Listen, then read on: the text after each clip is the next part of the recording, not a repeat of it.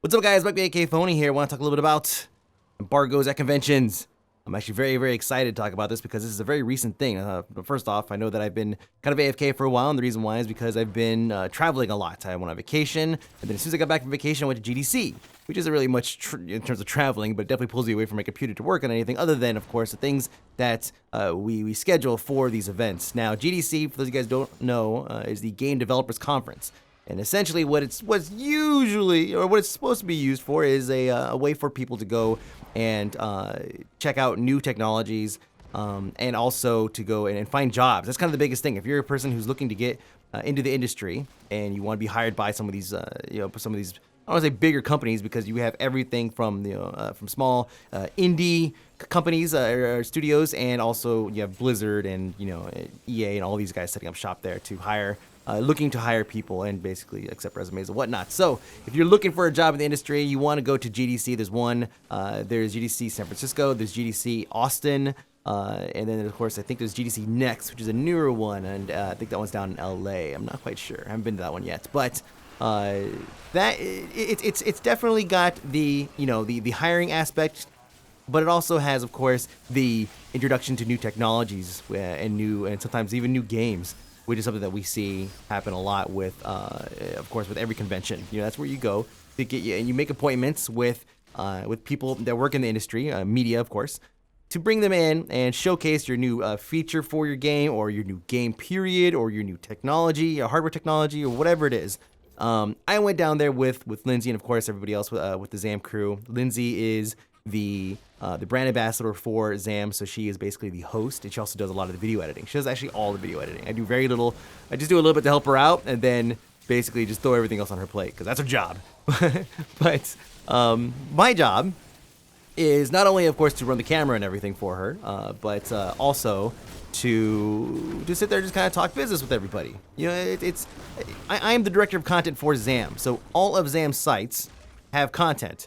I am the one who is, not the only one, but I am pretty much the top of the list when it comes to trying to find new things to put on on any one of our sites, or to expand our sites, or to bring on new features or new whatever. That's kind of my job. And so part of what I do is I go out and I talk to people and I see what it is they're working on, and see if there's a way we can work together somehow. That is a very common thing that happens at these events. Now, real quick, yes, you're watching some just regular Diablo 3 footage here. I'm prepping for Reaper of Souls. This is something else that's been taking up my time lately. A lot of my time lately. I love my wizard. See, he's doing pretty good. Yeah, so you guys go watch that while we talk about this. So the biggest thing with, now that you have an idea of why I'm at GDC, what GDC is for, and all that stuff, let me give you guys a bit of perspective from my perspective here. What happens when you go to GDC and you're trying to get content to put on your sites? Now, I'll be the first to say it. ZAM.com is not necessarily the #1 news source for gaming right now. It's good, but it's definitely not GameSpot, right? It's not IGN.com. So we're working our way up there. We have a number of really amazing things that we're working on throughout this year to help really kind of bring that up in a new and slightly different way. I think you guys really enjoy it. So I can't tell you, of course, what it is, but I'm telling you, it is pretty awesome. But anyways, I had to take all this into account, right? We're not a big news, impacting news site. A lot of our viewers are the people that come to our sites, whether it be ZAM.com or any of our sites. They're very, you could say they're very interactive, right? They don't necessarily come there for the breaking news. They come there to keep up on the games that they play. That's what we're there for. They're not going to go there looking for the latest thing that Ronimo Games or something's putting out. They're looking to see what it is that World of Warcraft's next patch is going to, what kind of impact it's going to have on their characters. So, with that in mind, we still cover other things, but there's a lot of costs versus profit that goes into all this stuff. And now, profit is a pretty strong word. I'm not going to GDC thinking, hey, you know what? I'm going to go and talk to some of these guys, we'll do some interviews, and we're going to talk story here and there, and then all of a sudden, boom, I'm going to profit, make it rain Benjamins the whole place. It's not going to happen, right? But when we talk about profit here, we're talking about diversifying our content. That's what I'm expecting here. When I go there, I'm expecting to diversify content by providing things for our viewers, and also providing new and different things for our regular site visitors, and of course, bring in more uniques. That's what I really want. I want people to come to the site. A good example is this. LOL King does not really, it's not an esports specific site, right? There are other sites that focus primarily on esports for League. Do we have a lot of esports functionality and such things that we're introducing, more recently? And of course, whenever there's a big tournament, sometimes we even converted the entire page, the front page, so it looks different to cover that stuff. Yeah, we do that stuff. And the reason why is because we want to diversify the content that we provide to the viewers, and of course, bring new traffic to the site. People are going to come to the site and they're going to say, oh, this is where I could go to get interviews, exclusive interviews with these players. Look at this. I can also look up my champion and link my summoner account and have a network-wide account where I can go to any one of these sites that I've already been to. And guess what? My account already works on this site. That's the thing. I want to bring unique visitors to the sites, and that's what my goal is. One of my goals, of course. That is the profit portion of it, not money. Money is obviously a great side effect of bringing new people on board, but again, I'm not going there thinking, hey, you know what? I'm gonna spend, and this is very easily done with travel, hotel, and food, between $1,000 and $2,000 to $2,500 per person. That is a very that's actually lowballing it for GDC because it's San Francisco and it's extremely expensive to get a hotel in San Francisco. I've actually been to a couple of meetings while I was out there this week where I was talking to, I'll just tell you, Ronimo. I went and hung out with those guys, and these are the guys who make awesome knots, and they have Swords and Soldiers 2 coming out, which I did Indie for Breakfast on the first one, Swords and Soldiers 1, several months ago. And it was just a simple, fun game, right? Well, they have it coming out on the Wii U, and when we walked in, I saw the Wii U, and I realized, oh crap, it's a Wii U game. We don't really cover Wii. So we talked about awesome knots for a while, and that's how I got all those awesome cards, which I should give away, huh?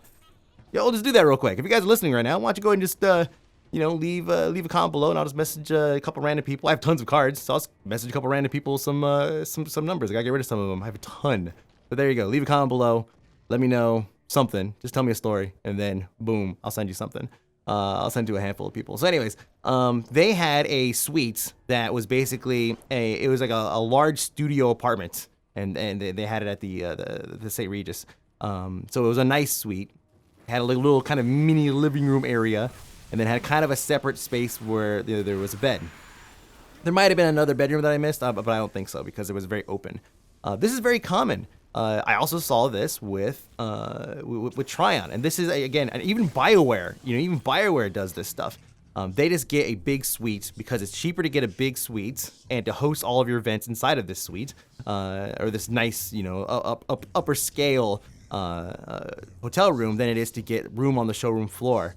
So some journalists would joke around that you spend a lot of time going from hotel to hotel when we go to conventions and not actually hitting the convention floor. That is a very, very real thing. But the reason why they do it, again, is because it just costs so much money to go to these places. And again, $1,000 to $2,000 is extremely, extremely low, especially considering I think I definitely spent much, much more than that just on myself, and I know that everybody else on the team also did the same. So it costs a lot of money, and I'm drilling this into you because I want you to remember that it cost $2,000 just to show up and just to kind of eat for the entire, several days of GDC. Now keep that in mind, okay? So, NDAs, this is where we get into the whole embargoes, right? Versus the sites versus embargoes thing at conventions. NDAs dropping early is a bad thing for us. Nobody likes to have embargoes that they know exist because they know that there's information there that people are actively withholding from them. Like if you know that, let's say, Angry Joe got to go play Halo 17, and he was embargoed. Angry Joe would be like, oh man, I want to tell you guys, but I can't. And people would be like, man, just fucking tell me, just tell me, right? Like, it sucks. Nobody likes to be on the opposite end of an embargo. And nobody wants to be on either end. But when we're talking a convention where we're spending thousands of dollars to send people to talk to these studios, and we're booking times and everything, and we show up at the door, right? We wake up the morning, of our appointment on the very first day, and we see that the news has already been put out. That sucks. Like, that hurts so bad, because now, unless you are one of the big gaming news sites, you really, really, really have to hope that you strike a chord with these, with your interview or with whatever it is that you have planned for that day. And if you're a site that does not, is not known for bringing breaking news, then you're basically just spending the day, you're spending the meeting with them, gathering information that a lot of other people already have. Yeah, you're providing sure, you're going to provide content to people that already exist on your site, but are you going to be bringing in unique people who've never been to the site before? Probably not, because they've already read it on the other sites they go to. Now, I understand that, it's all about the larger sites will usually end up winning in the end anyways, even if there's an NDA, right? There's an embargo until a day after the con or whatever it is. But that still leaves room for everybody to have an opportunity. Because if you read an interview on IGN.com with one of your favorite studios for a game that you're waiting for, the odds of you going and checking out another interview for, let's say it's a game that's just announced or whatever, right? If it's a pretty in-depth interview, you may not feel you want to go somewhere else. You have to hope, as somebody like me, right, a content producer, right, someone who's in charge of content, you have to hope that you strike that chord. You happen to ask something that resonates with somebody who posts it on social media or on Reddit or whatever, with the headline saying, so-and-so says DLC is going to be all up in this thing, right? Something that just resonates really, really well. And hope that you're the first one to ask that, and that it gets picked up and it gets pushed out. But that's the thing. You have a chance, because if you all release, if the embargo drops and everybody releases stuff at the same time, you get a flood of information, then everybody has a relatively fair chance. But if some of these bigger sites get in first, which, it happens. It actually happened to us. We actually got bumped for Valve, and it was an indie developer this time, which I would never, ever, it would go against everything in my being to be like, no, I'm not going to, I'm going to go to this meeting, because they give me the option, right? There's no way I'm going to deny an indie developer a meeting with Valve, right, to talk with me. And it was only an hour, so it was cool. I didn't really mind. But I know that this happens elsewhere, where the meetings will be booked, even if they're well in advance. You will get bumped if a larger site wants to get in on the action first, because the reason why, like I said, is because it's a bigger site, and the studios are going to want to get as much traffic to their stuff as possible. So it's a game that we're all playing. It's totally a game where if you don't have an embargo, it is first come, first serve. And then we can even break it down further than that, which we will a little bit here. But it's first come, first serve, and you get the stuff out, and then boom, and that's it, it's done. The first ones are always going to be the ones that can get that exclusive, the largest sites, and it keeps the bigger guys, bigger, and it keeps the smaller guys down, basically. Now, of course, there's an argument against this, which is basically, well, not everyone can afford to send somebody, like, blog sites and news sites or whatever, so why should they be missing out on all the news and everything? Well, if that's your argument, if that's your counter argument, then perhaps you could tell me why we end up sending anybody at all. And that's my point, is that we send people to these things so that we can meet with them and get them the eyes that they want. And if they don't help us help them, then it's just like us staying at home and regurgitating the stuff that we see everywhere else. But if you have an NDA or an embargo that comes up the following week, which we've had a few that we're running across. So we actually have content that we're going to be releasing on our Zam official YouTube channel that is, a week after GDC, but it's going to be all new stuff. There's games that we played while we were there that we can't talk about, that you won't hear about for a week, or in some cases 2 weeks, or actually in some cases even like a month or two. I watched a demo for an amazing game, and I can't tell you guys shit because it's embargoed. But that's fine. That's a little bit different story. But still, that's fine, because it gives us time to prep our content, to prep our social, and to get it out there and compete with everybody. And it allows the smaller sites to compete with the larger sites. So think about this again from my perspective. I'm the director of content. If I go to a con and if the NDA for some really amazing news drops day 2 of the con in the morning, and my appointment is day 2, in the morning, let's say, there's a strong chance that I might cancel that appointment, depending on who it is, of course. And, sometimes appointments get canceled because of, you book too much stuff and you end up running over and you have to like postpone it or whatever. But if it's something that I feel like we cannot contribute or we cannot pull anything out of this that would not already be covered by some of these other sites, then we will just cancel and just not cover that thing. Because, as you guys know, a lot of news sites will take other news and regurgitate it with a source link. That is a very, very common thing. If you've read anything on Massively, you see it a lot. They'll quote Gama Sutra or whatever, because Gama Sutra is not easy for everyone to read, and that's just the way it is. It's blogs that do that. And so that's what ends up happening. That's easier for us to do as a news organization. Do we like doing it? No. Do we do it often? No, we hardly ever do it. But the thing is that it's in that 1 to 2 hour span that was originally for that group. We could have gone out. We could go out and get other content that we did not book for, like doing stuff on the showroom floor. Like, for example, this time we were able to get at the last second an Oculus versus Morpheus kind of video, the 2 VR headsets. We were able to get that thing going, right? So we have a product coming out, a little package video coming out for that Lindsay hosted, which is a lot of fun. And also the Steam controller, right? The SteamOS controller. We got a chance to go over there and dick around with that. So this is the kind of stuff I'm talking about. Like, I can go and make those 2 videos and write articles for those 2 things to get more traction than the thing that they dropped the NDA early on. And that's just the way it is. So really, this I'm telling you guys this as a perspective, not really a rant. Maybe it comes off as a rant, but I'm giving you guys perspective from my side. And also think about this from the developer's perspective. They should, in my opinion, put NDAs on this stuff. Put embargoes on it until after the con. There's already so much stuff coming out of the con. And maybe there's a good business reason for why they do it, whether it be, paid exclusive with whatever sites. Sure, that I'm sure that happens. I've never paid for an exclusive on a thing, but if I knew I could pull out $100 bill and get in early on like Mass Effect 4, you damn right I would, out of my own pocket. So you see, I know that it's something that could happen. But if you want, from a developer perspective, if you want to help us out and give us, just have basically a boom in a content release, then put an embargo on your shit. Just do it.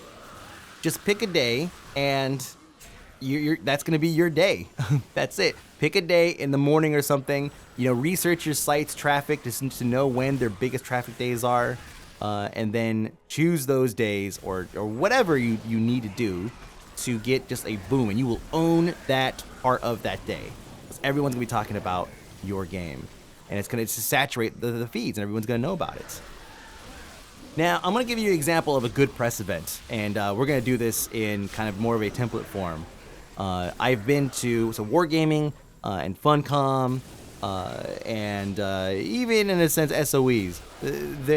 The actual presentation or the actual structure of the event was perfect, and I think it's what everybody should do in terms of a studio, whether you're an indie studio or even the larger studios.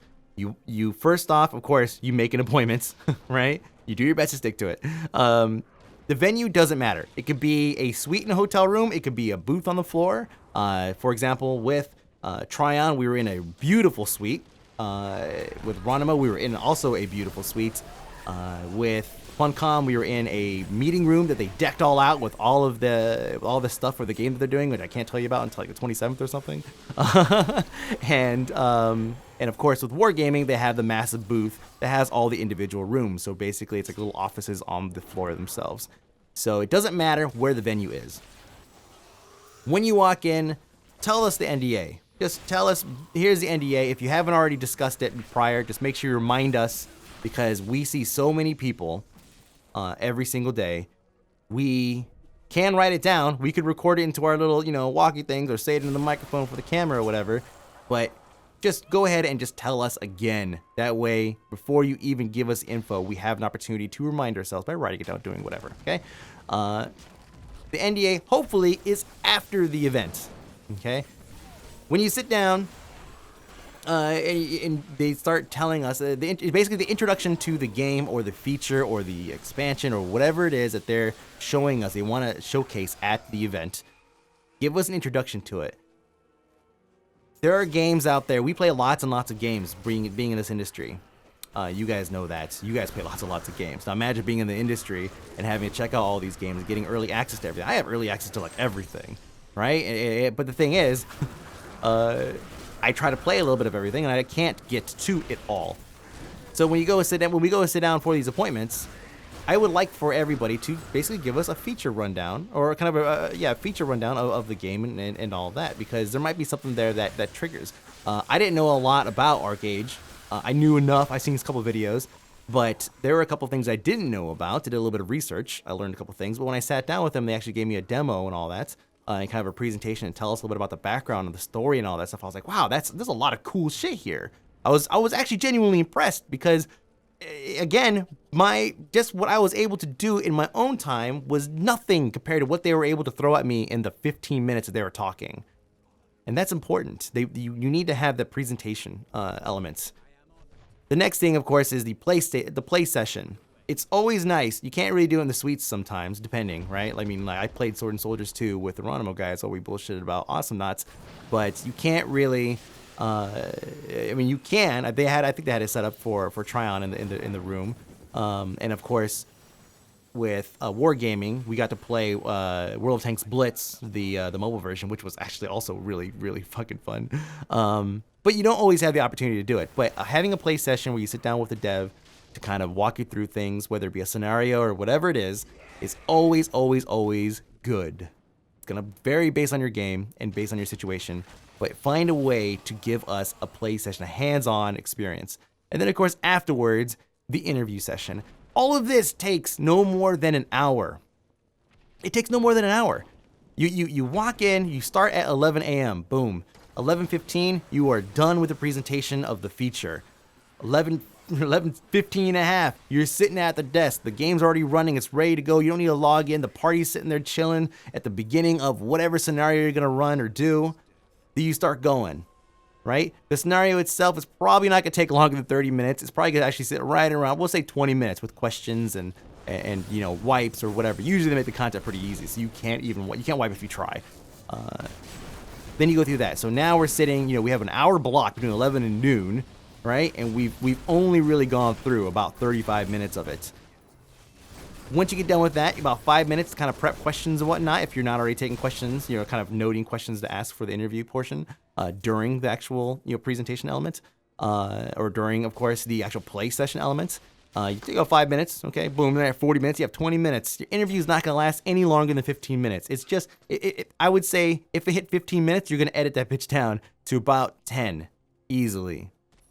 There's always going to be things that are like in between, things that don't really matter, whatever, you can cut it all out. Fun banter, leave that stuff in. It makes it interesting, please. And then guess what? You still have a few minutes to make it to your next destination, depending on where it is. And if you were if you were relatively smart and you knew that you had hotel things to worry about first before you get to hotel interviews and then floor interviews, you try to lump them up so that way you're going hotel, or it's a lot of times it's just room, right, within the same hotel, and then you hit the floor and you'll knock out a whole bunch there. Did we perfect that on our trip? No, not really. We did okay, but sometimes things get mixed up. Sometimes you get bumped. But yeah, so all that's in my opinion is probably the perfect. At the end, you know what? At the end, if you have like a press kit, that's it. That's another big thing. Give us a press kit. Give us a thumb drive with stuff on it. I appreciate that people will email things to you, like email docs or email videos or whatever that you could download. Hotel internet sucks. Give us a thumb drive. If you're going to do a presentation on stuff, you're gonna have to invest in that. If you absolutely cannot afford that, and you're an indie developer and you can't do it, fine. But I'm telling you, being able to, the second I leave your room or your meeting or your booth, I can sit down in a corner and pull out the laptop and start editing together the footage I just shot and posting it like right that second, that is great. But if I have to download it and then slap a watermark on it and then edit to my or edit it into my video and then re-upload it, you're just creating time. You're just creating unnecessary time, and your stuff's not gonna get out there quicker. But and you know, sometimes we may have to drop things in the end, you know, especially if we have NDAs releasing at random times. So yes, definitely give us something. Now, I know I'm talking to you guys. You guys are not all devs, but some of you are. Some of you definitely are, because I've met, actually, the guy who works at Funcom. I walk in and we're talking, he gives a whole presentation, and then he's all like, this is the guy who's creating the game they're working on, you know? He's like, hey, I used to watch you on Legendary and all that stuff. It's like, see, so it's I know some of you guys are developers, but, and you should definitely take some of this. You know, just please take some of this advice and see things from our perspective. But I think this is also really interesting to those of you who are looking to get into the industry, or maybe you want a better idea of how things work when we hit the ground out there. It's not just walking around and playing around with all this stuff. You know, and a standard attendee, you know, walking around playing all this stuff, you know, he's got a better idea of how some of this shit works than we do, because we only have so much time to go and play around. And like I said, we spend a lot of that time in freaking hotel rooms. So we don't actually get to play all the neat stuff. There's so much crap I didn't get to do while I was there, but that's just par for the course. So that's it. I know you guys probably have some questions and whatnot, and you know, I'm doing a lot of traveling for ZAM over the next year, or over the rest of this year at least. And this is something that I didn't really realize was a problem until I really jumped into doing what I do now. Especially with the added video element. You know, not only is it networking. Networking is cake. Maybe I can make a whole nother video on networking, what you're supposed to do. I'm still, of course, building up my, you could say, network, right? But you know, networking is almost as simple as just go to parties and mingle, and or go to the floor and, you know, bullshit with people. That's kind of like the best part of networking. But yeah, so I hope you guys enjoyed this nice little rundown. I hope you guys enjoyed the footage in the background. I'm gonna be playing the shit out of Reaper of Souls, of course. I might post some content. I might even stream it, especially when it releases. I want to hurry up and get to max level again. And I actually want to play with the Crusader more than anything. But yeah, thank you very much for watching, and I will see you guys later.